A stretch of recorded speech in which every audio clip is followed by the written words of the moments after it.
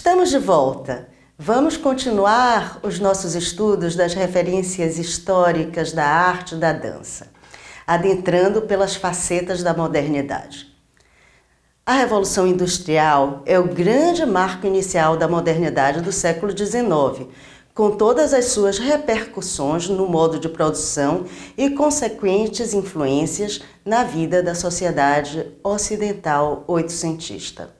Um projeto movido pelo desejo de alcançar o progresso, o desenvolvimento econômico e o poder político, que desencadeou um novo pensamento, vem corroborar com essa nova visão de mundo, onde o homem assume o papel de criador da história e de controlador da ordem natural.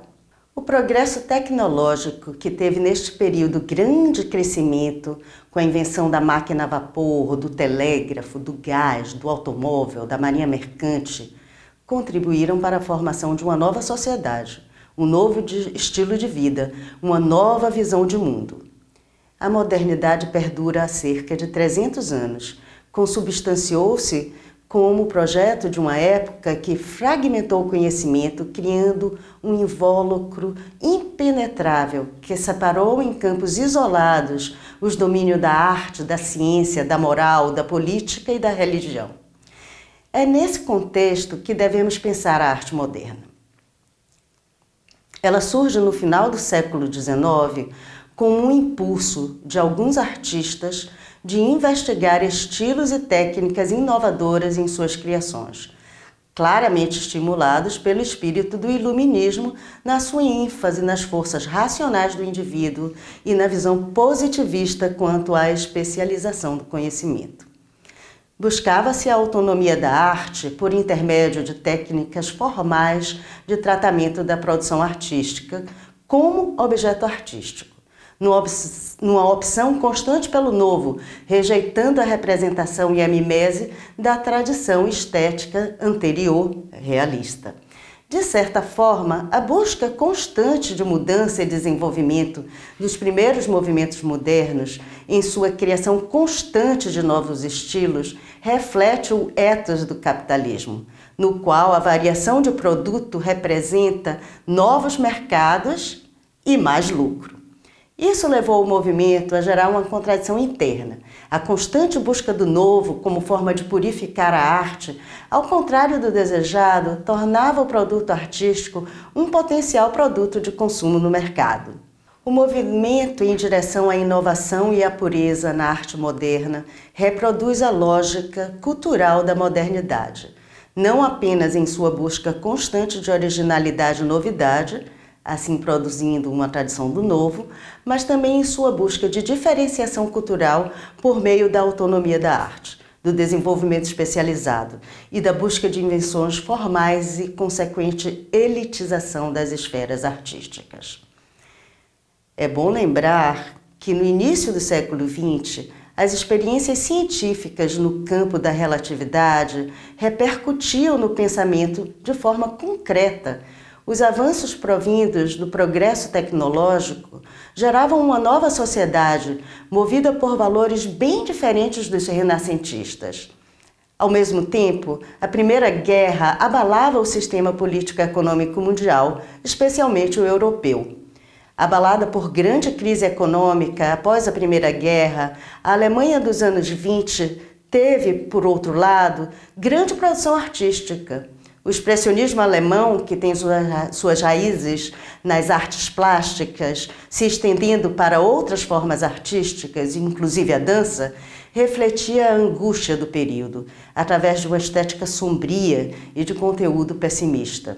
O movimento expressionista na dança teve como principais representantes Mary Wegman e Kurt Jooss, ambos apoiados na excepcional contribuição de Rudolf von Laban, sobre o estudo do movimento do corpo no espaço e no tempo. Embora a dança tenha se desenvolvido rapidamente entre os anos 20 e 30 na Alemanha, durante a Segunda Guerra Mundial, os seus principais pioneiros foram perseguidos pelo movimento nazista e, sendo exilados, caíram no esquecimento por muitos anos. Os princípios desta expressão artística voltaram à tona nos anos 70 com o Tanztheater de Pina Bausch, por exemplo. A contribuição do método de Delsarte também foi de fundamental influência e importância para o desenvolvimento de uma nova abordagem do corpo, tanto no plano social quanto no plano artístico nos Estados Unidos do final do século XIX. A América do Norte, no final do século XIX, era um país jovem, colonizado por diferentes povos e culturas, ainda sem tradições enraizadas, o que conformava uma situação bem mais propícia ao desenvolvimento deste movimento do que a Alemanha. As 3 pioneiras do movimento moderno na dança também conheceram e estudaram o método de Delsarte, tendo este dado-lhes suporte para o desenvolvimento pessoal e artístico posterior. Na conjuntura da América do Norte do final do século XIX, lançaram as bases do revolucionário movimento moderno na dança, e esta revolução deve-se a uma mudança na concepção de movimento e espaço-tempo, bem como a uma mudança de percepção em relação aos fatores e fenômenos sociais que se traduz em uma nova estética. A busca do movimento natural inicia-se com as pioneiras da dança moderna, que o entendiam como imitação à representação da natureza. Fuller referia-se a flores e borboletas, enquanto Duncan às árvores e às ondas do mar. Não obstante este caráter imitativo, a exploração destes movimentos trouxe uma pesquisa empírica em seu bojo.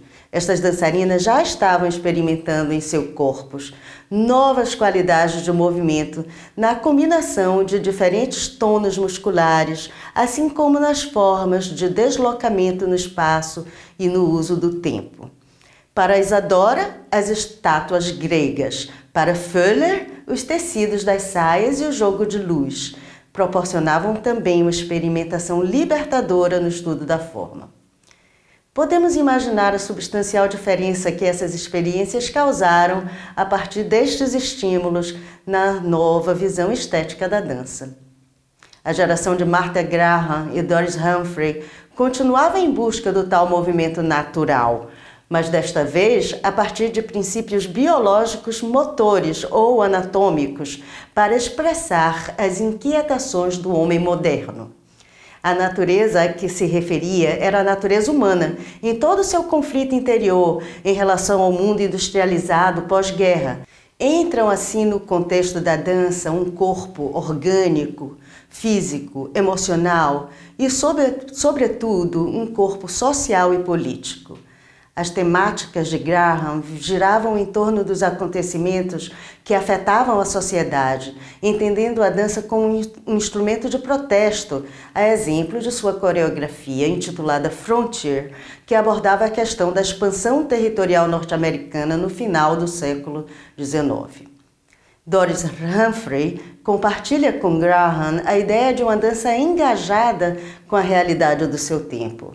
Os impulsos internos e emocionais e a expressão individual do artista criador, mas parte de princípios diferentes para o treinamento corporal. Humphrey fundamenta sua pesquisa corporal no ritmo motor e na relação que este desencadeia entre o corpo e o espaço. Parece-nos que já ao final do século XIX, a visão mecanicista de mundo começava a ruir no ambiente artístico. Tratando aqui especificamente da dança, reintegrar o corpo e a mente, passando a entender os fenômenos exteriores a partir da experiência sensível, trouxe como consequência uma nova percepção de tempo, espaço e movimento na dança. A partir de então, o corpo passou a ser entendido como uma unidade integrada, mente, corpo e espírito, em estreita relação com o meio externo. O corpo na dança deixou de ser um mero instrumento, uma peça de um jogo espacial geométrico, passando a conformar-se como um todo orgânico, vivo, sensível, inteligente e expressivo. O otimismo do projeto iluminista e o seu ideal de progresso e desenvolvimento, contudo, foram aniquilados pelos catastróficos eventos ocorridos no mundo no início do século XX, como as 2 guerras mundiais e a destruição de Hiroshima e Nagasaki pela bomba nuclear.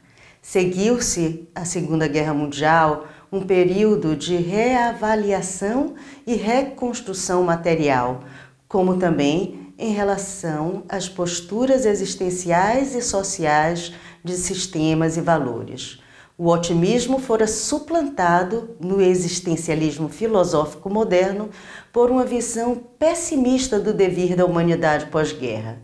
O expressionismo abstrato na pintura, o expressionismo na dança de Mary Wigman ou de Martha Graham, dentre outros movimentos representativos do automodernismo, podem ser hoje considerados como um impulso derradeiro, o golpe fatal na sensibilidade moderna.